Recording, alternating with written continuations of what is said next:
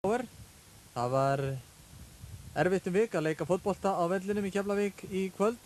Völlurinn var nokkuð blautur og suðaustan rok gerði leikmönnum erfitt fyrir.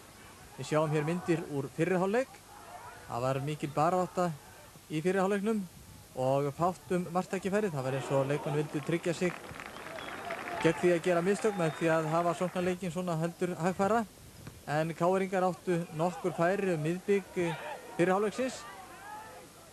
Hér sjáum við Salihimi Possa og Ólafur Gottskálksson var snöggur á eftir boltanum en knöttur rétt fram hjá marklínu. En þá er það KR-ingar í seinni hálfleik og hér er það Hilmar Björnsson sem er komin inn fyrir en Ólafur Gottskálksson ver þarna glæsilega. Vel gert hjá Ólafi. Ólafur hefur staðið sig mjög vel í markinu hjá Keflvíkingum í sumar. KR-ingar aftur á ferðinni í seinni hálfleiknum. Þeir höfðu góluna svona heldur í bakið.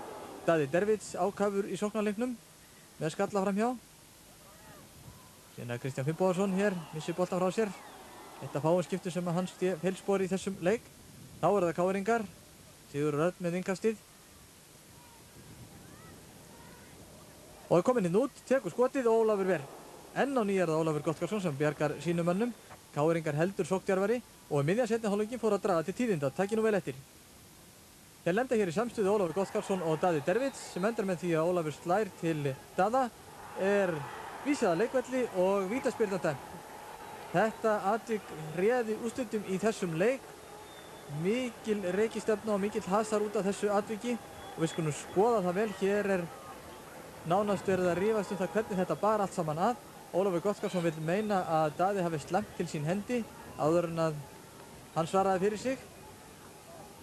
Og hefur reyndar nokkuð til síns máls en það afsakar ekki það sem að Ólafur gerði. Hér er enn verið að takast á og hér sjáum við hvað gerist.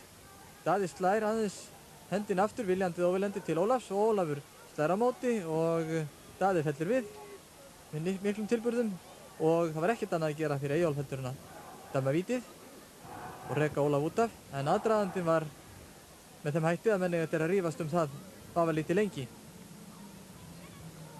Vítaspyrna var óumflýjanlegur dómur.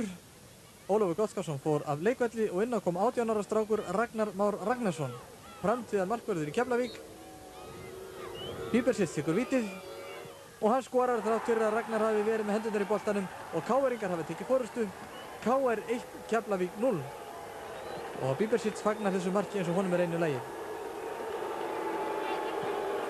Og heyra má að áhorfendur sem að styðja Keflavíkurliðið er ekki beinlínis ánægðir með gang mála.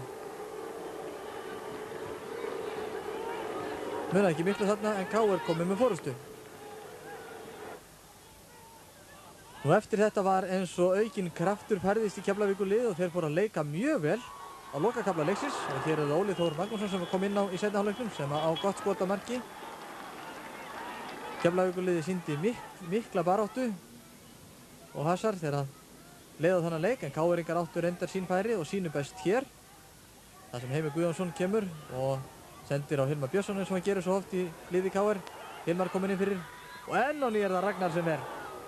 Vel gert hjá honum, stóð sig frábærlega þessi strákur á lokakafla leiksins. Keflvíkingar sóttu mjög síðustu 10 mínútur leiksins. Hér eru konur á ferðina og enn á ný er það Kristján Finnbogason sem að er í marki KR-inga. Og þá er það hættulegasta færi sem að þeir Keflvíkingafærum hengu hér. Mikil barátta. Óli Þór kominn inn fyrir en hittir boltan illa og þrjumar boltanum framhjá. Tækið eftir hér. Óli gerir þetta vel. En næri ekki að stýra boltanum í netið og KR-ingar sleppa með skrekkin. Og þar með rann leiktíminn út. KR-ingar sigruðu í þessum leik með einu marki gegn engu og KR-ingar eru þar með komnir í úrslit bikarkeppninnar annað árið í röð. Og fyrirliðið þeirra Þormóður Egilsson var kampakátur í leikslok. Þetta var mjög erfiður leikur. Og eftir að þeim mistum að núta, þá var hann ennþá erfiðari. Við gerðum þetta mjög erfitt fyrir sjálf.